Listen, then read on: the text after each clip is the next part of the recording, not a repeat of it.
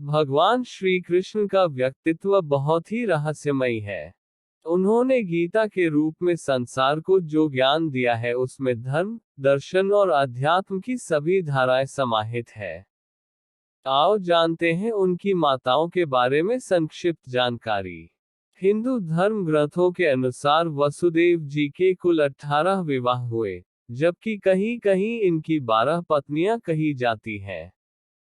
वसुदेव की पत्नियों के ज्ञात नाम इस प्रकार हैं: देवकी, रोहिणी, पौरवी, मदिरा, कौशल्या, रोचा, इला, धृतदेवा, शांतिदेवा, उपदेवा, श्रीदेवा, देवरक्षिता और सहदेवा। वसुदेव ने अपनी इन सभी पत्नियों से संतानें प्राप्त की थीं। सभी संतानों का जन्म मथुरा में ही हुआ था। देवकी मथुरा के राजा उग्रसेन के छोटे भाई देवक की पुत्री थी। ये कंस की चचेरी बहन थी।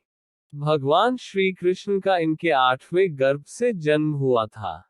इससे पूर्व देवकी के 7वें गर्भ को देवी योगमाया ने संकर्षित करके वसुदेव की दूसरी पत्नी रोहिणी के गर्भ में स्थापित कर दिया था, जिससे महाबली बलराम का जन्म हुआ था। देवकी जी को अदिति का अवतार भी माना जाता है।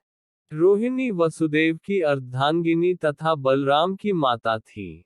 इन्होंने देवकी के 7वें गर्भ को दैवी विधान से ग्रहण कर लिया था और उसी से बलराम की उत्पत्ति हुई थी। नंद राजा की पत्नी माता यशोदा भगवान श्री कृष्ण की न तो सगी माता और न ही सौतेली माता थी।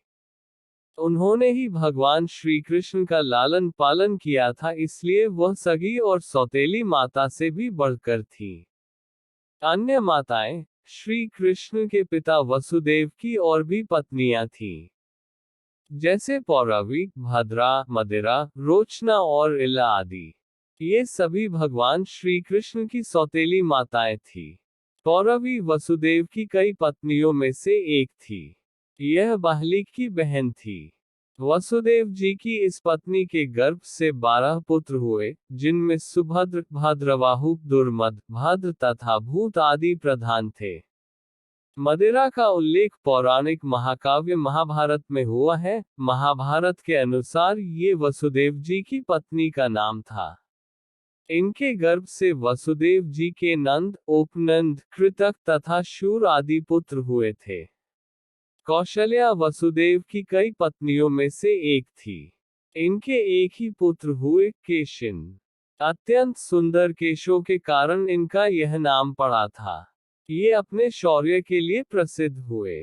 रोचा वसुदेव की कई पत्नियों में से एक थी। इनके हस्त, हेमांगद आदि पुत्र हुए थे। इला वसुदेव की कई पत्नियों में से एक थी। ये उरुवल्क आदि अनेक पुत्रों की माता थी। इनके पुत्र यादव शूरों में प्रमुख गिने जाते थे। धृतदेवा वसुदेव की कई पत्नियों में से एक थी। यह यदुवंशी राजा देवक की पुत्री थी, जो 7 बहनें थीं और सभी वसुदेव को ब्याही गई थी। यह एक ही पुत्र विपृष्ट की माता थी। शांतिदेवा वसुदेव की कई पत्नियों में से एक थी। श्रम तथा प्रतिश्रुत आदि इनके पुत्र थे। उपदेवा हिंदू पौराणिक ग्रंथानुसार देवक की 7 पुत्रियों में से एक थी। देवक की सभी पुत्रियों का विवाह वसुदेव जी से हुआ था। श्रीदेवा वसुदेव की कई पत्नियों में से एक थी।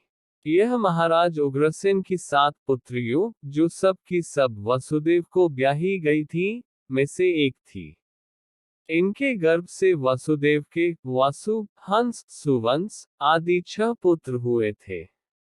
देवरक्षिता वसुदेव की कई पत्नियों में से एक थी। ये 9 पुत्रों की माता बनी थी। इनके भी ज्येष्ठ पुत्र का नाम गद ही रखा गया था। सहदेवा वसुदेव की कई पत्नियों में से एक थी। इनके पुरु, विश्रुत आदि 8 पुत्र थे।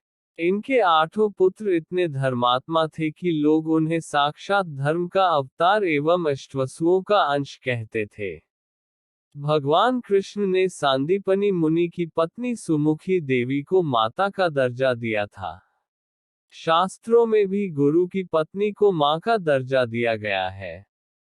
ऋषि संदीपनी भगवान कृष्ण, बलराम और सुदामा के गुरु थे। गुरु माता ने गुरु दक्षिणा के रूप में कृष्ण से अपने पुत्र को मांगा था, जो शंखासुर राक्षस के कब्जे में था। भगवान ने उसे मुक्त कराकर गुरु भेंट दी थी। इसके एवज में गुरुमाता ने भगवान कृष्ण को आशीर्वाद दिया कि तुम्हारी माता तुमसे कभी दूर नहीं जाएगी। इसलिए भगवान कृष्ण के जीवित रहने तक उनकी माता देवकी भी जीवित रही थी। भगवान कृष्ण अपने भक्तों की हर इच्छा को पूरा करते हैं और उनका हर हाल में कल्याण करते हैं। पूतना ने भगवान कृष्ण को मारने के लिए अपने स्तनों पर कालकूट जैसा भयंकर विष लगाया था, ताकि दूध के साथ जहर भी उनके अंदर चला जाए और कृष्ण की मौत हो जाए। भगवान ने दूध के साथ उसका खून पी लिया और मार डाला। पूतना के मरने के बाद जब अंतिम संस्कार किया जा रहा था, तब उसके शरीर से चंदन जैसी से खुशबू आने लगी थी और वह पूरे वातावरण में फैल गई थी। इसका वर्णन भागवत पुराण में मिलता है। इसके बाद भगवान कृष्ण ने पूतना को मां का दर्जा देकर मुक्ति प्रदान की थी। पूतना पूर्व जन्म में राजा बलि की बेटी थी। जब भगवान विष्णु वामन अवतार में राजा बलि के पास आए थे, तब उन्होंने कामना की था कि काश यह मेरा बच्चे होता और मैं इनको दूध पिला पाती। जब भगवान ने राजा बलि सब कुछ मांग लिया, तब उन्होंने कहा था कि अगर यह मेरा बेटा होता तो दूध में जहर मिलाकर इसको पिला देती। इसलिए उनका राक्षसी रूप में जन्म लिया और भगवान विष्णु ने एक ही जन्म में दोनों मनोकामनाएं को पूरा कर दिया था। इसलिए पूतना को भगवान कृष्ण की माता बताया जाता है।